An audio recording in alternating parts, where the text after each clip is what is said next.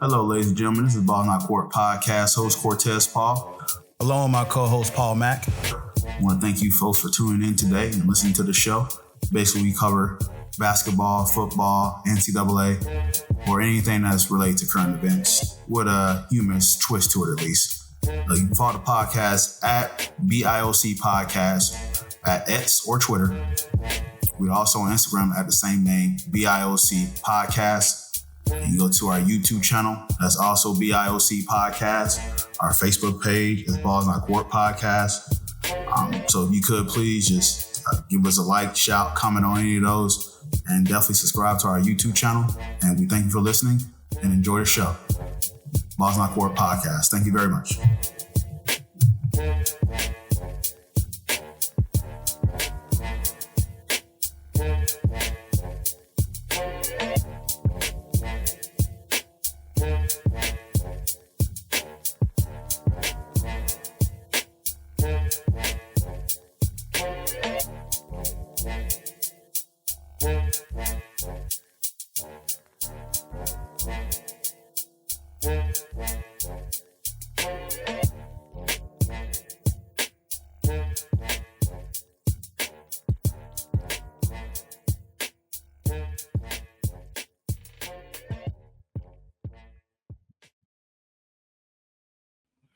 Welcome to the Ball Not Court Podcast. Cortez Paul is here.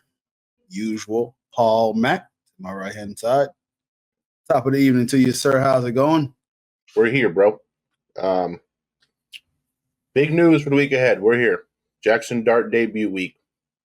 Let's go. All right, man. We're going to pick your brain a little bit more about that, and excited to hear that. But as we already know, our football teams is not doing so well, so that's why I'm not wearing a football hat. I'm bringing out our Orlando Magic Cup. And then on the other side, because my football team is booty butt cheeks, I got Contavious Caldwell Pope to represent my football teams right here. So, you know. Man, the captain of Team Booty Butt Cheek. Oh, man. KCP, man, can hit a wide open three. But watch you go to Memphis and have a career high against the Magic. I'm calling it. Hey, the best thing he did for the Magic was allow y'all to get Desmond Bain. So, you know what? Let him go have a career year. It doesn't matter. Absolutely. The podcast has been great with Desmond Bain on it. So I've been tapping in. He's been on KOC. So, guys, I'm not tapping on football yet. My Gators are done. But the Broncos are still much in it. Billy Napier, huh? Billy Napier, huh? No, man. And the Broncos just heartbreaking loss. We'll get into that as well, too. So I am completely neutral with my basketball cup, music high I got from New Orleans. So I'm just here to talk about sports, man. That's all I'm here for, right, Paul? That's right. That's it, bro. In the words of Marshawn Lynch, I'm not here to get fined. I'm not here to get fined. That's it. All right, man. Let's get into it, man. So let's talk about the week that was week 3 of the NFL season. What's your first overall thoughts about the week 3? Another week where special teams decided a whole lot of football games. And this time it wasn't the kickers themselves. It was the defense blocking kicks, running kicks back, punt returns. There was all kinds of just crazy. Like, special teams right now is broken. It is just broken special teams right now. And there is just some crazy business happening. Like, I mean, it was all happening at like the same exact time too. Like, I think the Tampa kick got blocked and ran back at the same time, like that the Eagles blocked the Rams game-winning field goal. Like, there was so much that happened, you know what I mean? And it's just like, man, like I didn't have any skin in the game, but if you had the Rams to cover that spread, boy, you got backdoor crushed hard, bro. That's tough, dude. Like, I don't know if they ain't coming back from that. You were right, man. Just overall special teams and field goals, blocked field goals, execution. Don't know if it's to say, hey, it's been fantastic special teams play, or is it just it's week 3 of the NFL season. And as we had said the last 2 episodes, that football weeks 1 through 4 get very spooky around here. Hard to really pinpoint any, as we like to call it, metrics or anything that kind of could tell you the data that shows you where the season may go. You still just don't know. But nonetheless, there's a lot of teams that are playing well and standing out. So we definitely will talk about it. Shout out the big man, too. Like that dude for Philly, that dude was going like 18 miles an hour. Like that dude scooped and scored, bro. That dude blocked it, scooped it, and scored, bro. That's Jordan Davis was getting it, man. That man was. They said at one point he was running 18 miles per hour. Derrick Henry was doing that. Then homie on the Jets just straight jumped over the entire line. Like that's you can't get called for leverage if you don't touch nobody. Dude just cleared everyone. Yeah. Nah, man, just a lot of crazy stuff. Like, it's crazy. Like special team, and I think too. Like I was listening to some people talk about it, and I think the thing about it is like kicking has become so important right now. Like they're hitting field goals from just astronomical distances. So like a lot of it affects the trajectory at which people are kicking. They're kicking the ball much lower because they're kicking from much further. I think it just gives the opportunity to like open up for those blocks. Now, mind you, like you got to get off the ball and everything kind of has to go right for you. But I just think like as many field goals as we're going to see win games, like we're going to see a lot of this type stuff where like defenses are blocking like 50-yard field goal attempts because just the trajectory is so much lower. But like my phone was just going off. I had a parlay going and like my thing was going off and I was like, what the hell just happened, dude? And it was just like block, kick, touchdown, block, kick, touchdown. I'm like, ain't no way. Like, and then like if you're the Jets, dude, like Tampa still went right down and scored, bro. That's tough. We did get a meme from Aaron Glenn, though. Well, that was great. Jets' whole season is just memes. I can't talk, but we'll talk about that later. But yeah, absolutely, man. Let's get into the first game and talk about the Rams and the Eagles. That game at one point, you look at the. I'm pulling up just data on this game here. So in week 3, that score was 33-26. At one point in time, like the Rams was up big at that game. Paul, talk to me about your thoughts with that game while we connect here. I'll wait till Paul get back. So, nonetheless, just kind of breaking that game down, you look at that. There was at one point that Los Angeles dominated the first half. They had 212 yards to 33 yards. From Philadelphia. So you just see the first 2 quarters that it seemed like that the Rams was going to go and win in dominant fashion. Well, it's funny how the football is just played in 4 quarters and not 2. So pretty much tackling on another score after fumbling the fumble caused by Jared Verse, the former FSU standout. Just the first minute of the second half. So just a lot of things happen in this game here where the Rams just kind of lost in the margins. Getting stuff on the 4th or short and for a turnover on downs near the midfield. And then 2 4-quarter field goal block, including the last second attempt to escape from the win. As we talk about Jordan Davis that ran down there and actually went ahead and did an amazing play. He didn't have to return it for a touchdown. The blocked field goal was not to win the game, but from that point, he went ahead and just said, hey, I'm going to go ahead and showboat on him. And but yeah, the Eagles' second half comeback included increased sense of urgency, heightened focus. Pretty much it was the tale of 2 teams from one half to the other. And so they went no huddle on 53% of their plays in the final 2 quarters after going no huddle just once in the first half. So you see Nick Sirianni went ahead and just kind of pushed the pace and went ahead and said, hey, we're just going to go ahead and up the pace from here and see what we got. So just all around, you look at that game and just look at as this was one of the first games that kind of really kicked it into the gear of what would kind of end the first slate of games on Sunday. So the Rams and the Eagles just kind of really tipped it off here, where some may say, listen, the Rams was up big at one point and they just failed to execute. It's the way of the game. You up their pace, and Knicks running went ahead and started moving the ball at a quicker pace, no huddles. And that's kind of what we ran into there. So insane comeback here for the Eagles, who is one of 6 teams that still remains undefeated in the NFL that we talk about today. So still waiting for Paul to get back. Once he connects, we'll get him back in here. So, but as we say, just kind of breaking that down a little bit and just busted, but I'll talk. So. I'll talk till I figure it out. Okay. Yeah, man. Just it was a typical Eagles game, man, at first, and then they found AJ Brown. Rams had all the opportunities.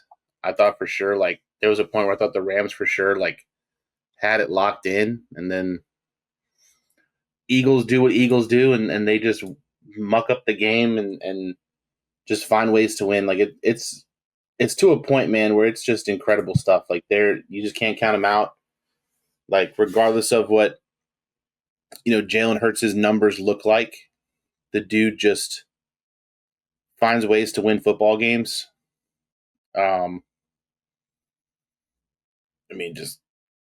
This was a much better game, obviously. I mean, he was sacked 4 times, but like he threw for 226. Obviously, another like suspect tush push situation. The NFL has to figure that out. I don't know what they're going to really do about that. But again, it shouldn't come down to that. The Rams were up. The Rams were winning, and I hate to say it, but just kudos to Philly, bro. Like, I've never seen a team that just got that dog in them, bro. I mean, Saquon only ran for 48 yards. AJ Brown finally pops off for 109, 10 targets. I mean, they were trying to feed him the ball. Him and Devontae Smith are just becoming absolute like weapons. And, it's a shame too, because when Philly scored and there was like a minute and some change, like, that's plenty of time for Matt Stafford to get him in field goal range. And he did. And unfortunately, we saw how it ended, bro.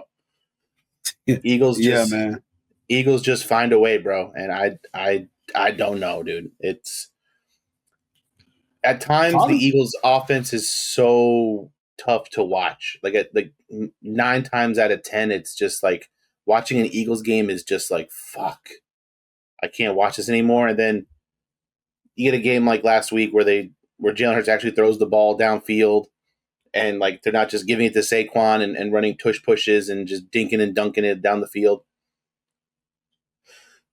Eagles, bro.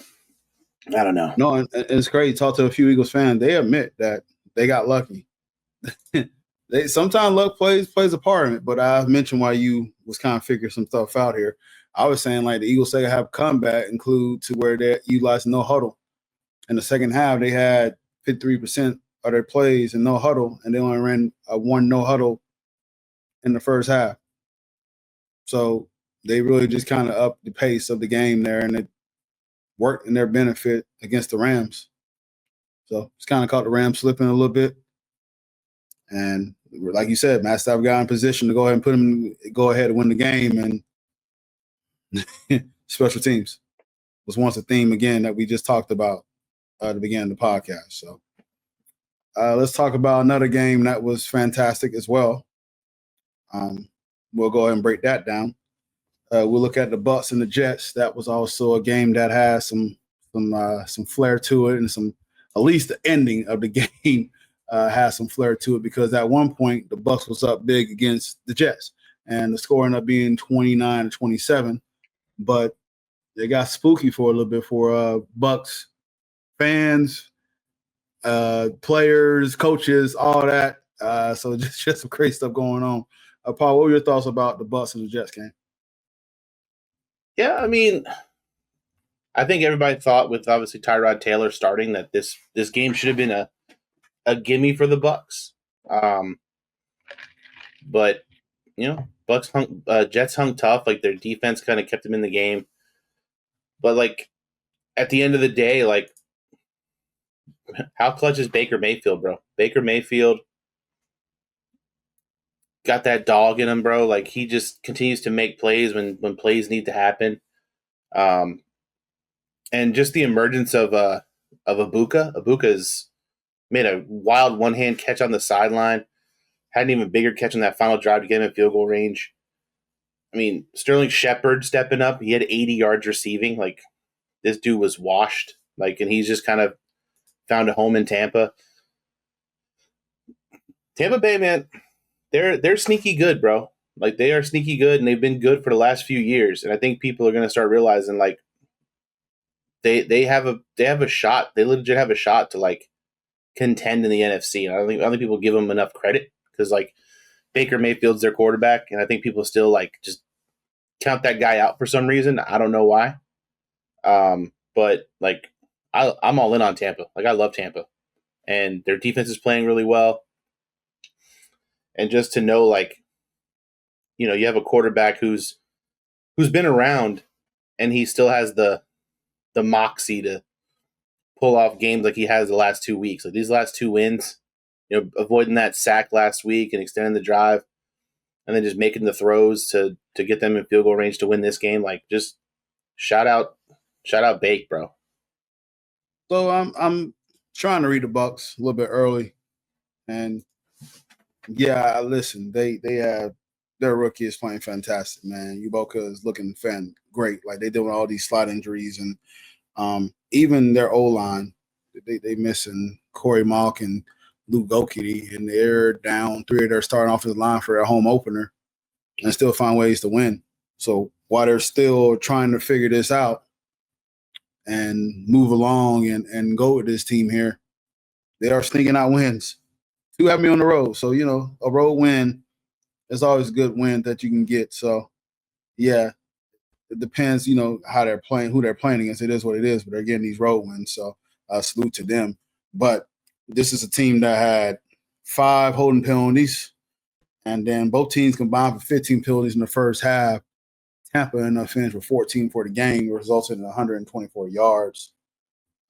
Baker Mayfield's looking fantastic, throwing for 233 yards and running for 44. So, you know, the weapon that he got around him, it just seemed like Baker is really shining. The running game didn't help him that much. Bucky Irvin only had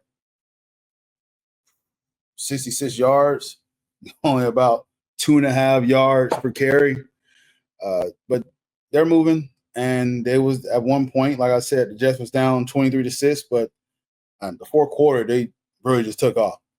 Tyrod Taylor found some touchdown passes to Garrett Wilson, Al Lazard to cut their lead down to 6. And then that's when that blocked field goal got a little spooky, and they ended up running it back all the way down, and then Aaron Glenn became this meme using all the Earth, Wind, and Fire songs and whatnot. There was one they had the Michael Jackson song, and so cool thing to see, but you still gave the Tampa Bay Buccaneers a lot of time on the clock. And Baker Mayfield drove him down the field and put him in position to win the game, and that was it. So, a little bit of fireworks, got a little bit Bucks to scare. I'm sure they was ready to take off and go home and realize, oh, we got to stick around here. The Jets are threatening. But nonetheless, like I said, you got someone like Baker Mayfield, get you down the other side of the field, put you in position to win the game, and that's what they did. So, yeah. Video still not working, Paul?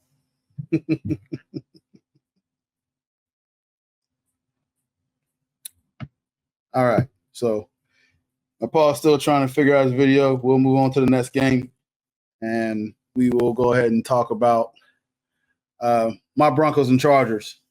My Broncos was playing the Chargers, and so this is for the first time I feel for a long time. I can say, oh, Broncos are leading the division, and we had opportunity to do that. And the Chargers being one of the best teams in the AFC, not just AFC West, but in the AFC division itself, they're rolling very well right now. So So when I looked at this game here, this game ended up being Broncos 20 and the Chargers 23. So a lot of things that happened here. So looking at this game right here, Herbert just went off, had 300 yards, had a touchdown interception.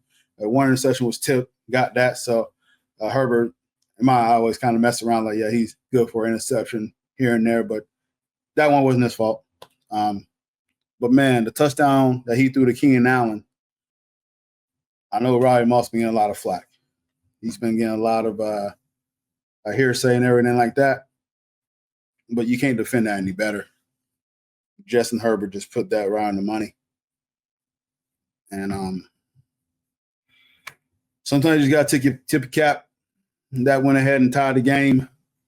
And then typical fashion, like in Broncos fashion for the past few games, we get a 3-and-out, and that gives the Chargers a chance to come back and get themselves in position to win the game with time expiring. So, Bo Nix, I know there's been a lot of flack around him. I feel like with the sophomore year, it's always typical of quarterbacks to have a sophomore slump. There was some inconsistency even during the preseason. Like one game he looks fantastic, the other game he looked in the sets that he played. There was a lot of where he was talking about through camp that Bo Nix looked great this one game, and another game he did not. He had 3 passes that if he would have just timed those correctly, that could have been on the money, but they was overthrown. Bo Nix himself admitted that, hey, I overthrew these passes, and he needs to be better. So a lot of people have been, and this is just typical reaction, knee-jerk reaction from Broncos fans, like, hey, let's start Stidham. No. Did we not remember Josh Allen's second year either? So I'm not out on Bo Nix. I know he's having a rough go at it.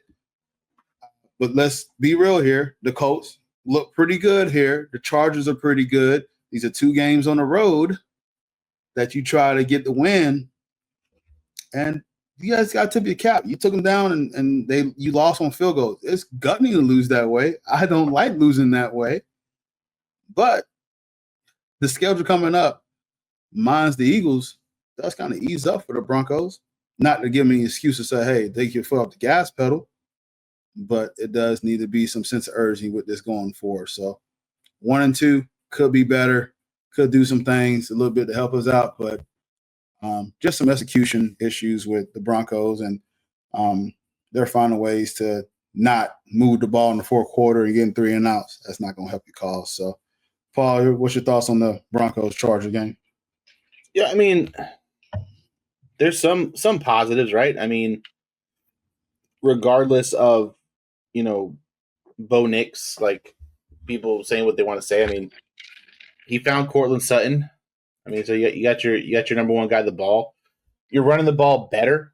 J.K. Dobbins is doing an okay job running the football, which I know that was kind of like an Achilles heel for y'all. Yep. Last year, like, y'all just could not run the ball last year. And I mean, like, if you're gonna lose, like, at least you're losing competitive games. And like, I don't really know. I mean, obviously the leverage call last week is like one of those, like, yeah, we kind of lost that game, but y'all are putting yourselves in opportunities to where, like, you could win football games. You're not losing football games. Like, Bo Nix isn't losing you any games. Like, you're still there. Like, your defense, there's some holes now in that defense. I think people learn how to kind of exploit your defense a little bit. So you struggle a little bit against, running backs out of the backfield, tight ends across the middle. But like Justin Herbert right now is just playing at an elite level. Like, Jim Harbaugh somehow has untapped Justin Herbert, and I think this is the Justin Herbert that we all thought we would get coming out of college. Just took him a little while. I know he was dealing with some injuries and different stuff, but I mean, the Chargers right now are a team that people are saying are a front runner. So the fact that you guys can compete and only lose by 3. Moral victories are a thing, and I think, like, you have to just kind of count as a moral victory this early in the season, coming off the expectations. Like, early losses aren't going to hurt you as bad. Like you can still kind of make it up. Like you said, your schedule does get a little bit easier. So I think you're going to have opportunities to make up these games. Like it'd be different if your schedule got harder and you lost some early games. But like when you're losing to good teams, it's, it is what it is. It's kind of a wash, but I mean, y'all didn't play bad. No, it was a dogfight, and I think what the play, just as I remember last week against the Colts, we talk about the leverage call kind of like being the play.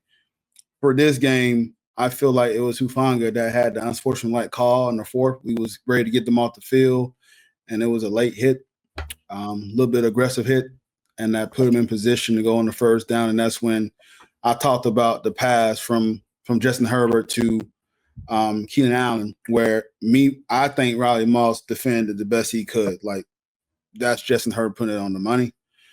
And then when you get the ball, after they scored and you go 3 and out and give them a chance to move down the field and score the field goal and eat up the clock and move the ball and eat up the possession, and then you can actually use your timeouts, keep getting timely first downs when we didn't do down the other side of the field, that ended up being the end result. So it's us looking to an individual rival. Can't stand the Chargers. They love calling us Denver Donkeys. So nonetheless, respect is where it's given. They have a hell of a team to start the season. So yeah, man. Paul, talk about your Giants, man. I don't want to. I know you got some thoughts. I literally felt like the 7 stages of grief, like coming off of week 2 where Russ throws for like 400 yards and it's just a shootout against Dallas, to the game that he put up last week. I mean, the crowd literally chanting "We want Dart" in the middle of the game. I've watched football a long time. Was that goal line possession not one of the worst you've ever seen in your entire life? That was like pretty good. I mean, dude just heaves it out the back of the end zone for intentional grounding. Then it's fourth and goal, and homie just throws it off the bottom of the uprights. Like come on, man. And like it's rough because like there was that play right before the half where we got to Mahomes and he fumbled. He threw a backwards pass and we picked it up, and then he ran and took it back. Like that could have been like a huge score for us to like kind of shift the game a little bit, but then we just couldn't move the ball. Like our only bright spot was Cam Scatabo. Like shout out Cam Scatabo. He was literally our entire offense.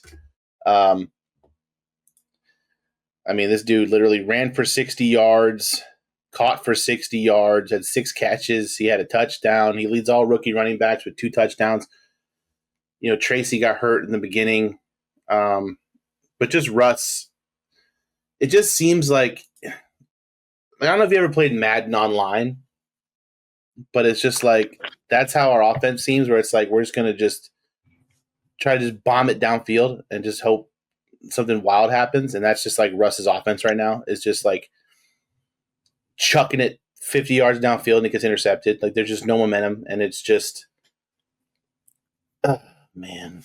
Like I know you've felt it all. I know you've experienced the Russell Wilson experiment. So like you understand, but fuck, man. Like we had a lot of opportunities to win this game. We didn't get Malik Neighbors the ball until like super late in the fourth quarter. Like it was the whole offense was out of sync, and just Russ was not helping. And then we were doing this dumb shit where we would bring in Jackson Dart like sporadically a couple plays and to run like a read option. I've seen that. Yeah, I saw that. I was like, he hasn't thrown the ball once. He's probably played about 5 or 6 snaps this year, and he just has yet to throw. He's just a complete run option. And it does open up some stuff. Like we had some good runs from Scatabo out of those sets, but it's just like, what are we doing? Like at some point, the Chiefs or anyone is like, well, Dart's not going to throw. So, what are we doing? And it just, and then now they announced that the Russell Wilson experience is over. It's come to an end. So my man had his 300th career start last week or whatever it was.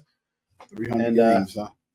And now he's done. Games. Now he's done, bro. So thank you for your service, Russ. But it's Jackson Dart time, and it was always kind of tough because our schedule, unlike yours, our schedule gets really hard. We have one of the hardest schedules probably in the league. So we're throwing Jackson Dart in there against the Chargers, a team that's a team that's playing really well defensively, can put up points offensively. So it's a tough task. And then the week after that, they're playing Philly, or no, they play the Saints. They play the Saints, and then they play Philly 2 times in 3 weeks. So I mean, you're throwing our man in there. Good luck, brother. Good luck. Godspeed, Jackson Dart. Do you think that they experience sometimes that Dable's going to probably put Russ back in there? No. I think at this point, if you're Brian Dable and like you want to save your job, I think it's just like build a rapport with Jackson Dart, like show that you're working with him and you're setting him up for success, and that might buy you more time. But like, if Jackson Dart comes in and he's just playing like dog shit, and then like that doesn't work out, and then it's like, oh, we wasted a draft pick on this guy, and he's not gonna work out for us. I mean, who knows? Like, we saw what happened with Daniel Jones, right? Like, we didn't manage Daniel Jones properly, and now look at him with the Colts. Like, he's like QB2 in the league right now. Like, it's just different what personnel can do for you. I mean, I know like there's a lot of good pieces on the Colts, and like we're a team that's really kind of in a rebuild. Like, you know, our best offensive players in his second year. You know, our running backs was a rookie last year and a rookie this year. So we got young running backs. We're about to have a rookie quarterback. Like our backbone is literally that defensive line, and if they're not, and like, shout out Patrick Mahomes, because we were putting a ton of pressure on Patrick Mahomes, and we just couldn't get him, bro. Like, you know what I mean? And it's just, those are the things, like those little mishaps where if you just can't make that play and you let Patrick Mahomes extend, and you know he chucked a 60-yard pass or pass interference down the field, he's just getting away. Just, you got to make those plays, because we're going to put a lot of pressure on our defense. They're going to be on the field a lot, and they just got to make plays, man. Like you invested all that money and draft picks into that defensive line, that, you know, Burns, Thibodeau, Carter, Sexy Dexy. Like, we just need those guys to make plays and get to the quarterback, because like I think we were really banking that like our quarterback pressure will help our secondary and our second level guys. But it's like, if we're not getting to the quarterback, we're in big trouble. But we had every opportunity to win. Just similar to week 1, we just couldn't get the ball in the end zone. And I don't know if that just shows how bad Dallas is. We saw what Caleb Williams just did to them last week as well. So I mean, so it's just like, is Dallas that bad that the Giants can put up damn near 40 points or whatever? Like, that's rough. Russ having a career high, yeah. You know what I mean? Like, literally, I think they said that Russ was like leading the league in passing yards, like at one point coming into week 3, and it's like, playing Dallas will do that to you, bro, because he didn't play well week 1, so he got all those yards in week 2, and it's just like, then you just come up and just throw a complete goose egg and throw for a 160, averaging 5 yards of completion, and you throw 2 picks and have a QBR of 43.8. Like, that's rough, man. And so, you know, we'll see. Everyone's excited. It can't get worse, right? So it's like, fuck it. Throw him out there. Throw the young guy out there. At least he's got aura to him. He got some swag to him. Yeah. So at least if we lose, we'll look good doing it. You know. There you go. All right, let's talk about one more game. The Monday night game was fantastic, by the way. The Lions and the Baltimore Ravens. Lions ended up winning 38-30 in Baltimore. This is what I said before the season started. I think that's going to be the Super Bowl matchup. But as Paul mentioned before about Baltimore Ravens, I'll let him say when he breaks it down. But this game kind of what he's been preaching about the Baltimore Ravens. But Paul, overall thoughts this game with 38-30. Only thing I really pinpoint around this one here is the running game for the Lions stood out. Son Knuckles 8. 224 yards combined between you add on Goff 6 yards. That's the 4 touchdowns for each of them. So that's what they got to rely on. So Detroit that we kind of questioned in week 1, 2, and 3, it looked fine to me. Mm-hmm. Thoughts about this game, Monday night game? Is it possible that through the first 3 weeks that the Ravens have been involved in potentially 2 game of the year like candidates, bro? Like they are playing, and they got a tough schedule so far. It's just a weird game because like Lamar, like regardless of whatever we say, like it ain't Lamar's fault. Lamar was 21 for 27, 288, 3 touchdowns. He was sacked 7 times, which, I mean, Aiden Hutchinson was all up in the backfield. Like, good to see him back. Good to see him healthy. It was the Ravens defense, which I don't think like we're used to kind of saying. Like they got just the ball just run down their throats, man. Like I think this was the most rushing yards David Montgomery's had in a game. This is his best rushing performance, like as a pro. And like Jahmyr Gibbs was just right there too. Usually it's funny because usually like Gibbs is the game breaker and like Montgomery's kind of the pounder. And this game was opposite. Montgomery was breaking out the big runs and Gibbs was just there just trucking along and you know, it's tough too when you have like the game's close and you do start making some stops. You get to those like third and mediums and then they have Amon-Ra St. Brown. Yeah. Like that, he had a lot of big catches. I think he had like, what did he have? I think he had like 7 catches and like 4 of them were like for first downs or something like that. Like, I mean, he was just making big catch after big catch and he had the huge touchdown. And it's just like, you know, football's funny because like we kind of sound the alarm after they lost to Green Bay. We're like, oh, what's up with the Lions? Here we go. Green Bay are the team to beat, and then Green Bay goes and loses to the Browns. and the Lions have just figured it out, and they're just rolling through the last 2 weeks, looking like the Lions that we know they are. And you know, Jared Goff just kind of managing the game. He didn't put you in a position to lose. He only threw for 1 touchdown. You only got to throw for 1 if your running backs run for 4. Yeah.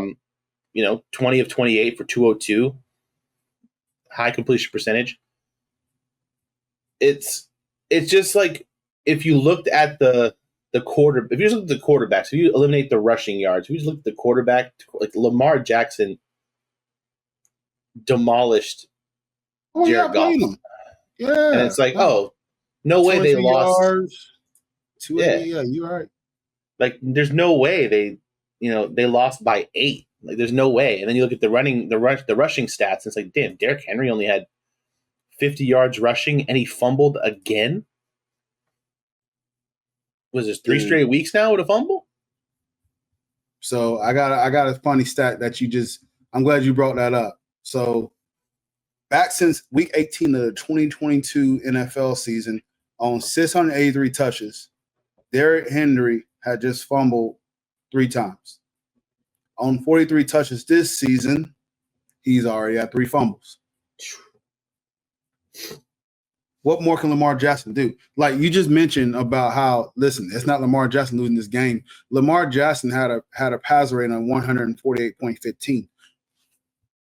I don't know what more you want Lamar to do. He's not getting the blocking that he deserves.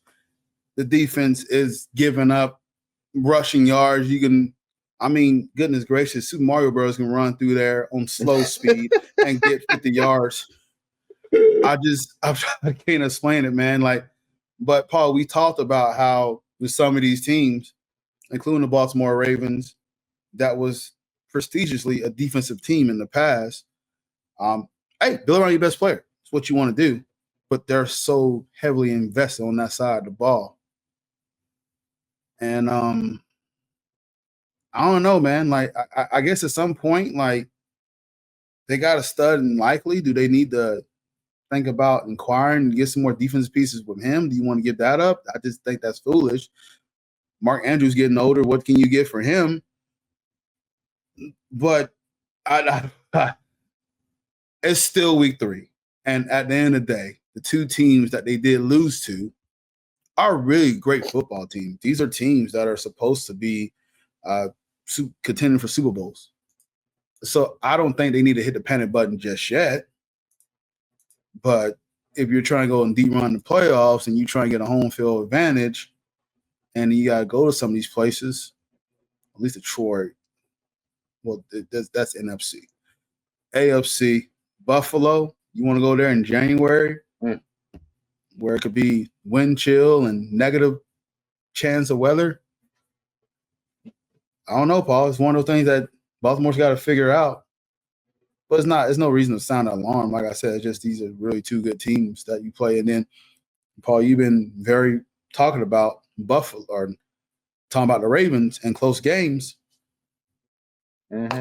What happens to them? Yeah. They gotta win. They gotta win one of them, man. And like I said, it's hard when, like, I don't understand, like, if they're down and Lamar has to make a play and, you know, something happens, but it's like yeah, he was sacked 7 times, but it's like my man was trying to make a play, bro. Like, what are you gonna do? Like, he left it all out there. He had, like, you know, damn near 50 yards rushing and almost 300 yards passing. Like, he was their offense. And it's just like I think that's kind of always the thing with the Ravens. It's like, you know, Derrick Henry can come out and be explosive, but it's like if you slow down Derrick Henry and you just make it, all right, we have to just stop Lamar Jackson. Like, they become pretty one-dimensional. And then if their defense ain't stop, and I know they had a lot of guys that didn't play. I think they were missing a defensive tackle. I think Van Noy didn't play. You know, they had some pieces missing, but, like, I don't think it's enough pieces to where you just get the ball run on you like that. Like, that is rough. Like, that is just a rough way to lose, to literally, and Dan Campbell's just still going for it on 4th downs. Like, dude's just a menace to society. Like, you know what I mean? Like, he's playing like he wants to win, and it's just like watching the Lions, a team that's as good as they are, play like a team that, like, still has a chip on their shoulder that people don't think can win football games. Like they've literally just adopted the demeanor of that head coach, and it's just like, man, it's got to be a wild time in Detroit because football's fun. You know, basketball's fun. The Tigers ain't bad in baseball. Like, Detroit's picking it up, man. Sports is back in Detroit, brother. Yeah, it's more than just a hockey town. Absolutely. So, family in Detroit is enjoying some good sports right now. So, all right, man. Hey, I know before we go into our picks and invite to the barbecue, I know you wanted to pick our top 5 teams currently. So I'll let you lead that discussion, and I'll fall right behind you. Who's your top 5 currently up to week 4, heading into week 4? Who are your top 5 teams? Top 5. I'm gonna put Tampa at 5. I'm gonna put Detroit at 4. I'm gonna put the Chargers at 3.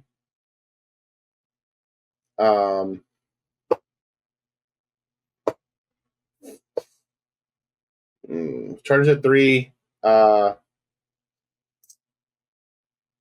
Buffalo at 2 and Philly at 1. I hate to do it, but I still think Philly, until someone knocks them off, like, their ability to win close games is like the X factor. Mm-hmm. And, like, they're just number 1 right now. But, like, Buffalo's catching up to them, and I really like what the Chargers are doing. It's hard to ignore Justin Herbert. Yeah, 100%. Colts at 5. Bucks at 4.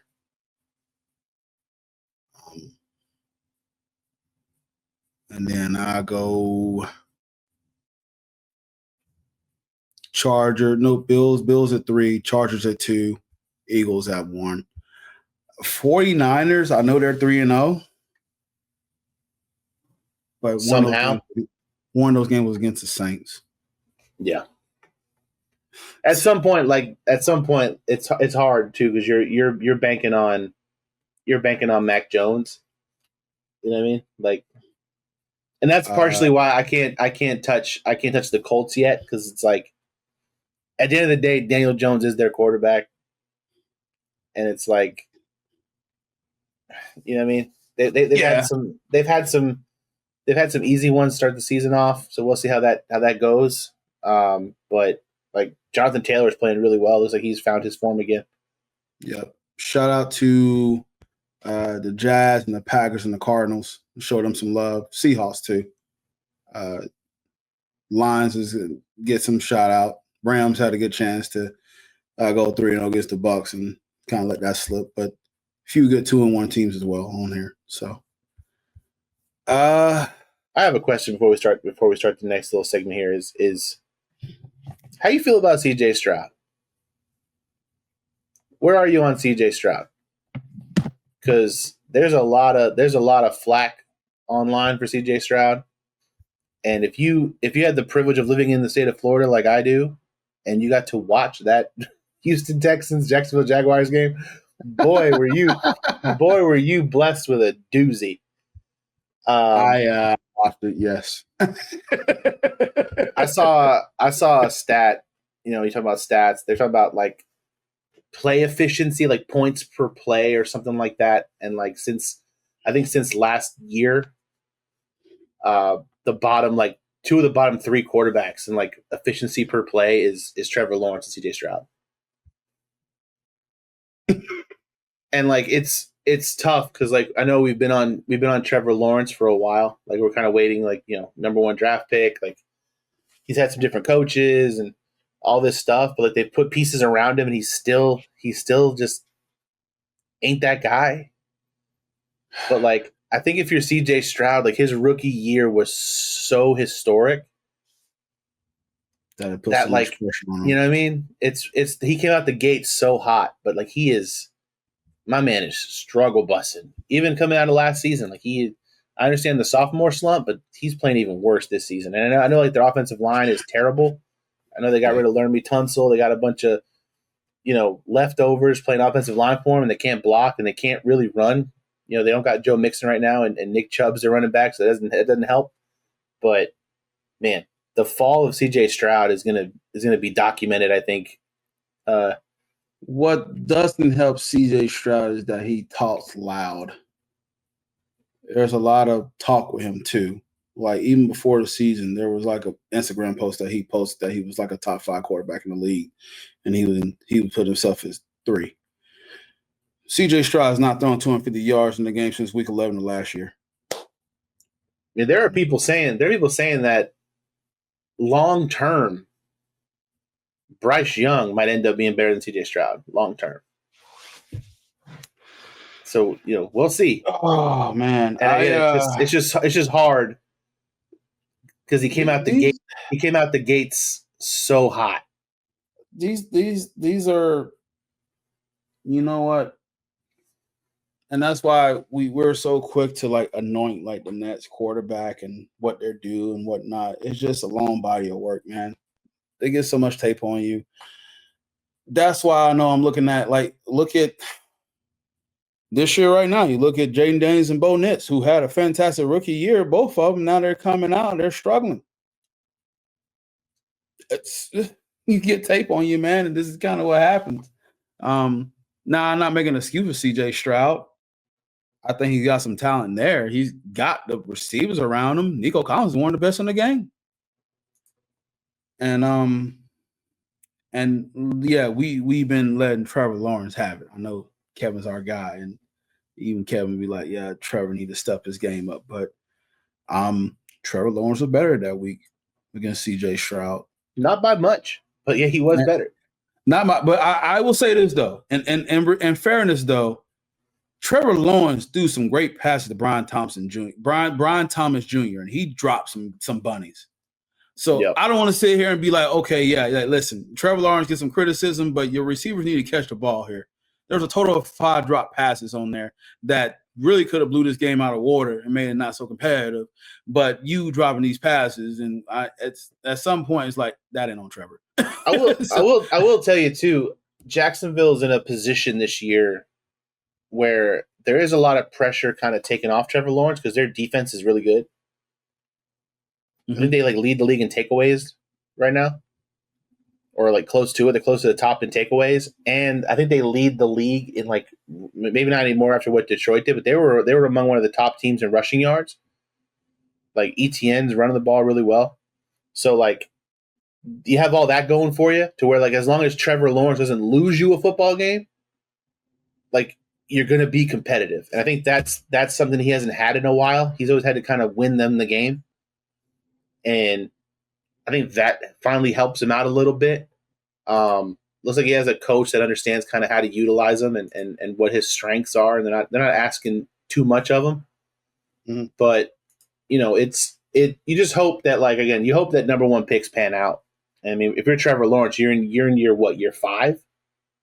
Yeah, and you're really pulling for Jacksonville. I got a soft spot with Jacksonville. I lived there for 3 years, so I like the Jags for them to do well. So I do watch the Jags more often than I would like to. But yeah, I'm looking at this man and speaking on everybody's kind of, and it's too early. Why are we being so super critical of a rookie and Travis Hunter? He's playing both sides of the ball here, trying to learn the game. That's part of the problem, man. I think he has to focus on one or the other, bro. It's gonna be one of those things where you gotta get him dominant at least on one. You can't just be mediocre at. You need to commit to one. You need to commit to one. And if I was him, I'd try to sport being. And this is where I can have.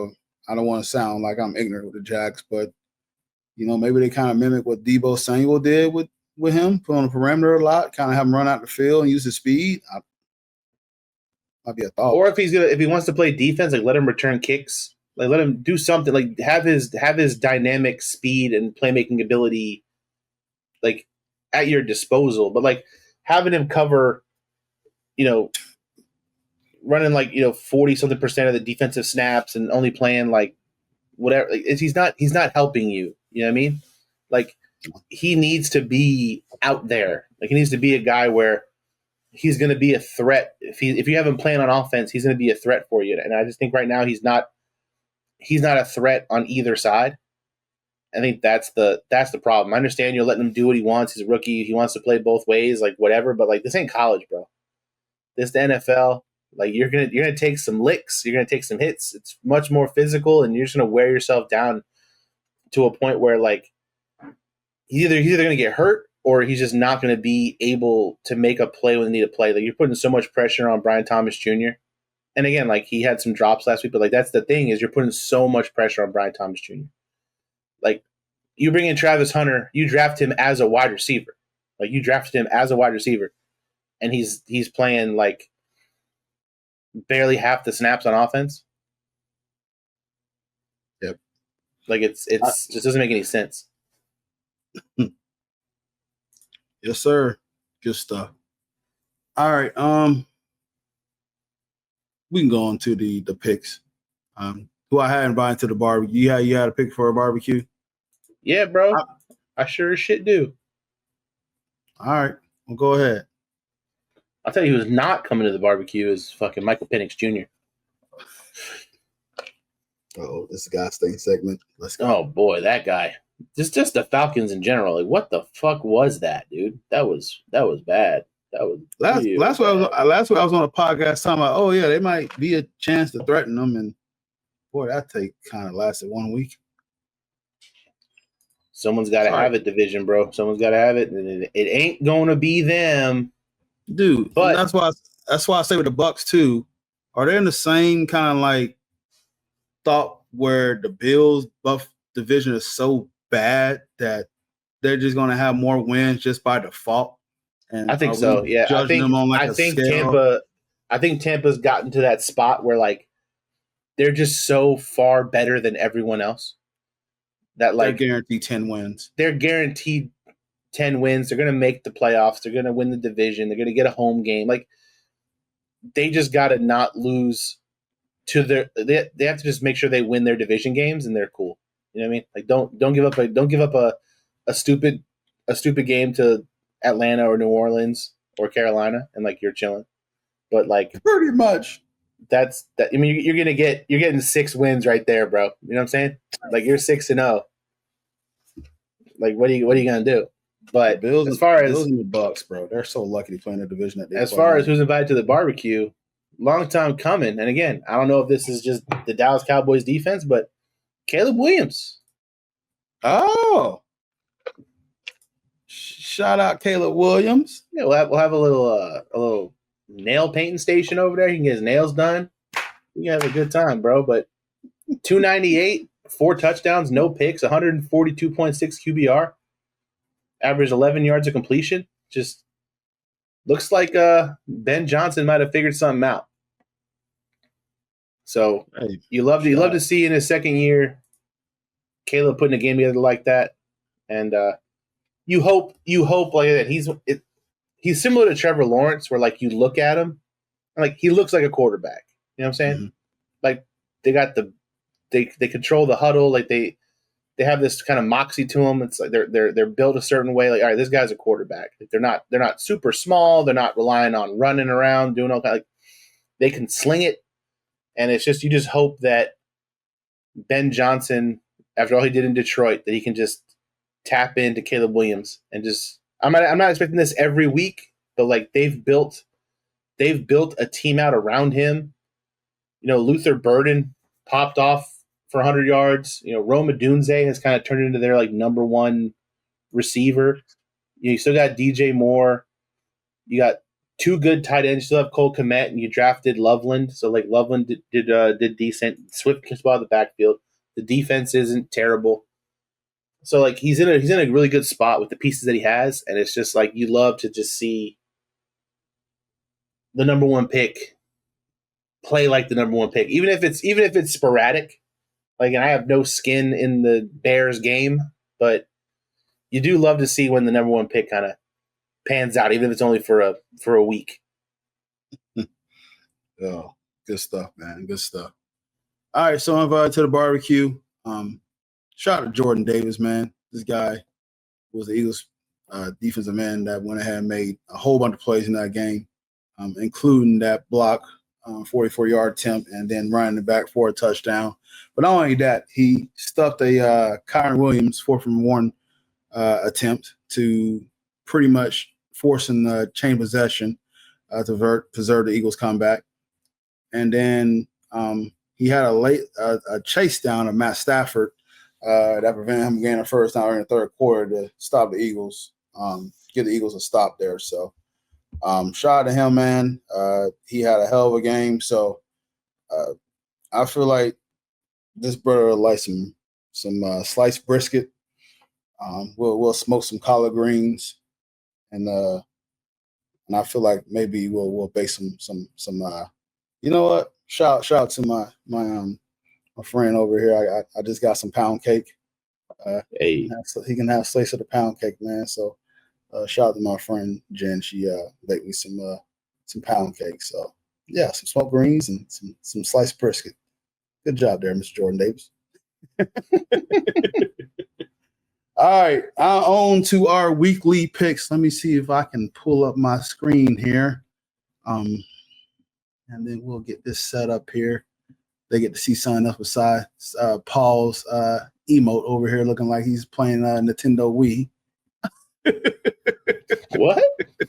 You know, like your human emoji here. Oh yeah, that's on. Yeah, so I appreciate you guys being understanding why Paul is trying to figure out his technical difficulties that he's been. I don't know what happened, bro. Shit's just my camera's wigging out. Everything is just busted. I don't know. Nah, good, man. Well, they still get to hear your lovely voice, man. So I know who it is. All right, we'll wrap it up with this, do our picks, and then we'll shut this bad boy down. All right, so our Thursday game is going to be the Seahawks and the Cardinals. A fun fun divisional game here in NFC West. Who you got, Paul? I'm taking Seattle. You know what? Sam Darnold, baby. Sam Darnold. I'm gonna rock the Cardinals, man. And the Cardinals give them at home. Kyle Murray shows up. I am worried about Marvin Harrison Jr. though. He's also been having a fall from grace too. So we'll see how that goes there. Bounce back game. I call it bounce back game. All right, Sunday, first 9:30 game. Where's this one at here? This is in Dublin. This is in Dublin. So this is in Dublin, Ireland, and it's the Minnesota Vikings versus the Pittsburgh Steelers. Brass team. Gonna be lining the candle again. How about Carson Wentz? Yeah, he had a day. As I say, as you said, Carson Wentz, Bengals defense. Carson Wentz ain't playing in a while, so there's no excuse. Carson Wentz ate y'all up. So, yeah. I see how you changed the picture. Fuck it. There it is. Perfect time for the picks right there. You see, Mr. Mac. All right. I got the Steelers in this one. Yeah, I'm going Pittsburgh. All right. 2-1 Commanders versus the 1-2 Falcons. Kirk O'Change is starting against his former team that he was drafted by. At least I don't think Michael Penn is coming back. Did they say he's starting back up, or they just for the game? I don't know, bro. I don't think it really matters. I'm gonna take the. Is Jaden Daniels starting, or is it Marcus Mariota again? That's a good question. I haven't heard anything. It don't fucking matter, man. Commanders.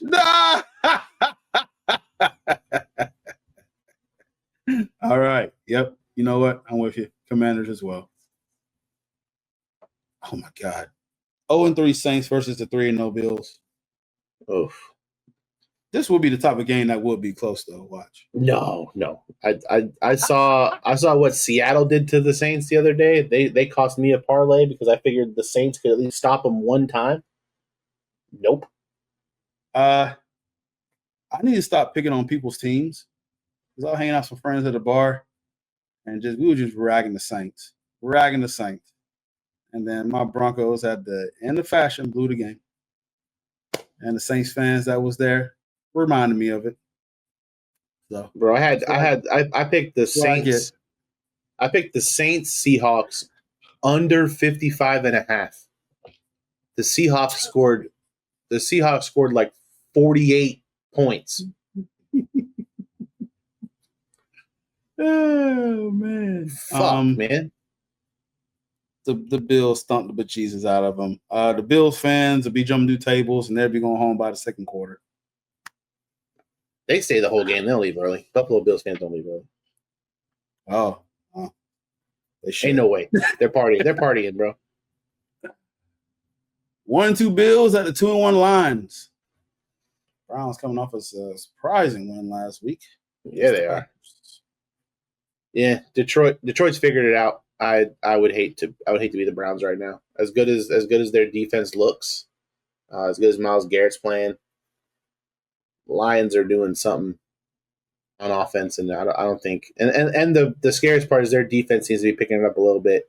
So if you're Joe Flacco, they sacked Lamar Jackson 7 times. If you're Joe Flacco, watch out, brother. Yeah, I'm not going to anything Lions to win this game. 0-3 Titans at the 0-3 Texans. Boy. CJ Stroud get his first win of the season. You know what? I'm taking the Titans. Cam Ward's gonna get his first win. Let's go, Cam. Boy, the Texans go 0-4. Woo-wee. Scary times out there in Houston. You know what? it's rough for Houston, man. Their team is bad. They just found out they lost Van Fleet for the season. Houston fans are going through it right now, dude. Mm-hmm. All right. 1-2 Panthers at the 1-2 Patriots. I'm gonna take Carolina. I knew you was gonna say that. I'm taking Carolina. Oh, Drake May is like top 5 in passing yards right now. Right. It still doesn't matter. Still 1-2. Ramondre Stevenson can't stop fumbling. They got bigger problems. No, I hear you. Oh man, yeah, Panthers can pull it out. All right, 3-0 Chargers at the 0-3 Giants. I'm gonna do it every week to get one. I'm taking the Giants at home. I love your company. We have no fucking chance. But you know what?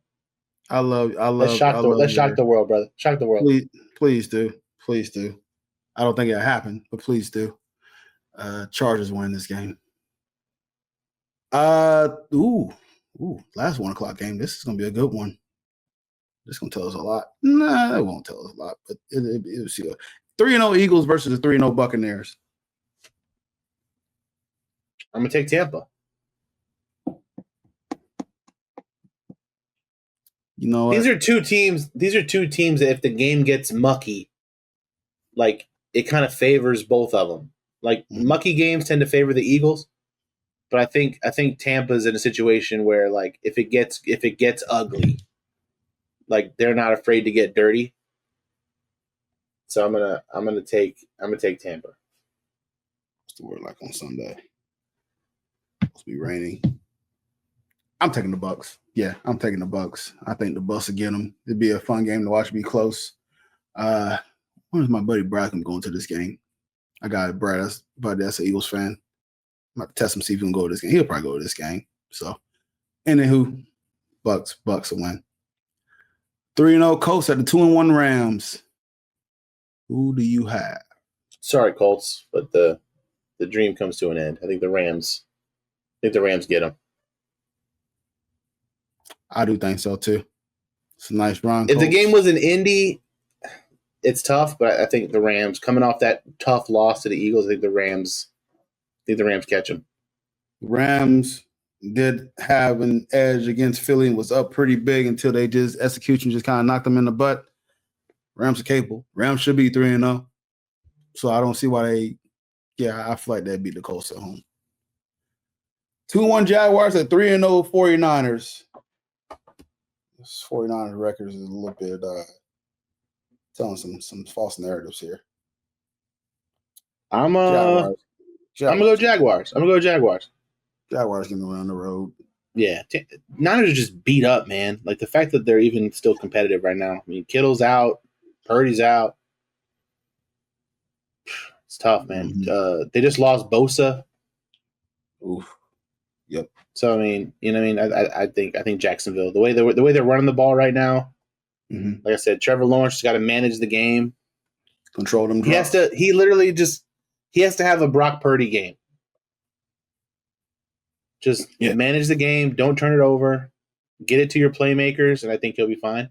So I'm gonna take Jacksonville. Okay. Same.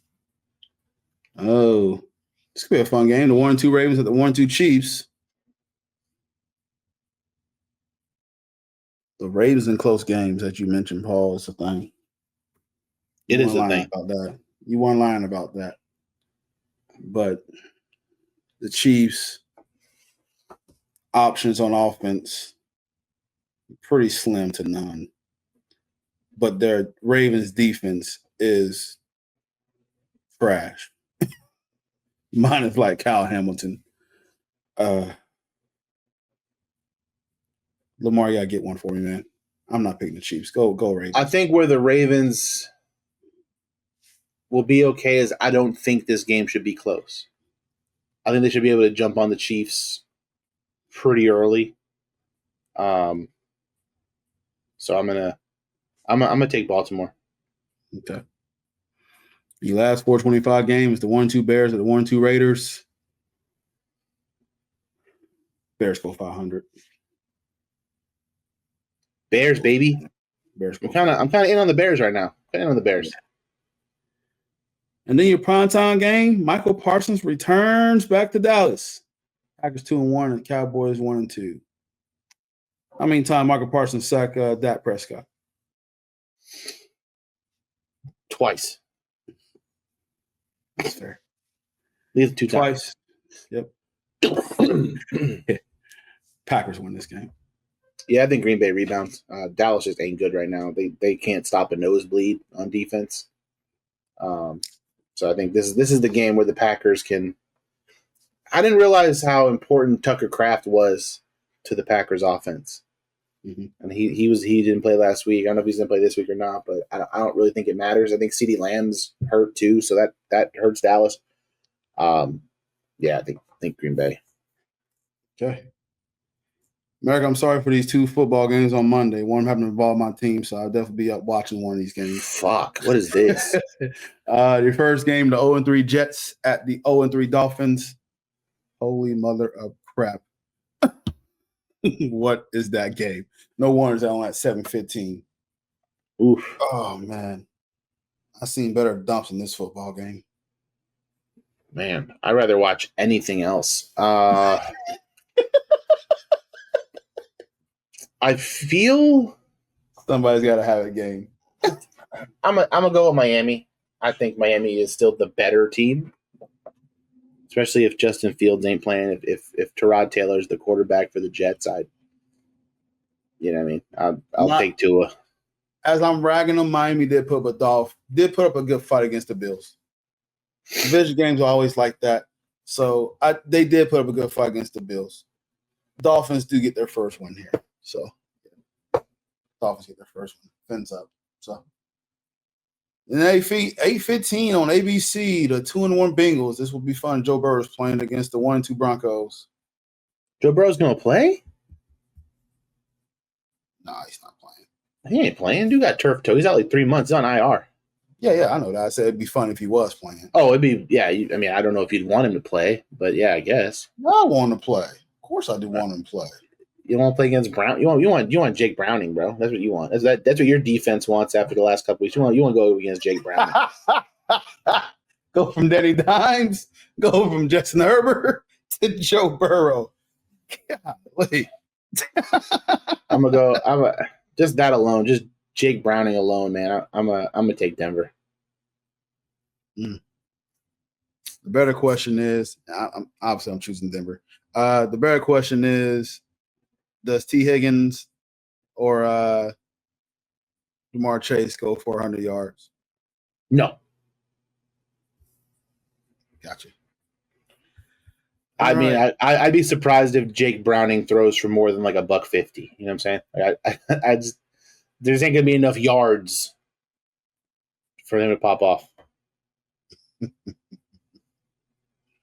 Good stuff.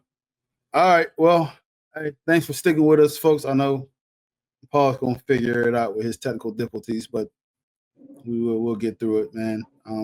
CJ's on vacation and Brad is probably still hungover from the cruise, so probably reach out to a few of these guys and come back on here. But me and Paul, as always, hold down the fort, so it's no problem. Just make sure we both get some sleep, as we probably got to work in the morning, get everything. So I'm gonna start uploading this stuff in here. But make sure you stay tuned for us during the week. You can follow the podcast page at BLC Podcast. Also, the same thing for TikTok, Instagram, and then YouTube is BLC Podcast. Facebook, just type in Balls Not Court Podcast. Give us a like, comment, shout there. We're also on Anchor FM. I'm trying to get things worked back up with Spotify. I know Paul mentioned it's been a problem uploading, so I'm working on trying to get things figured out with our RSS feed over there. So you can find me at EndermineCP on that. Paul, where they can get you at, sir? Yeah, man. I'm on X at _Paul_Mac, but I'm on Instagram at ThePaulMac520. Absolutely. Make sure you do check us out on radio.fm. We're on internet radio. You get the podcast there every Thursday, 3:00 p.m. Eastern Standard Time. Support them. Support all the other stations that's playing on there and podcasts on there as well. But yeah, thanks for tuning in, guys. Paul, anything you want to add, sir? No, bro. I'm gonna get this shit figured out. I don't know what happened. It was working, and then it just. I think my little hub is fucked up. I got a bunch of wires I gotta run through. I gotta do some wire maintenance, man. Beautiful, man. Well, hey, I promise you'll see his lovely face next episode. He'll get that figure out. That's it. All right, guys. Speaking for Paul, Matt, Cortez, Paul, Balls on Court Podcast. Enjoy your day and night, ladies and gentlemen. Peace.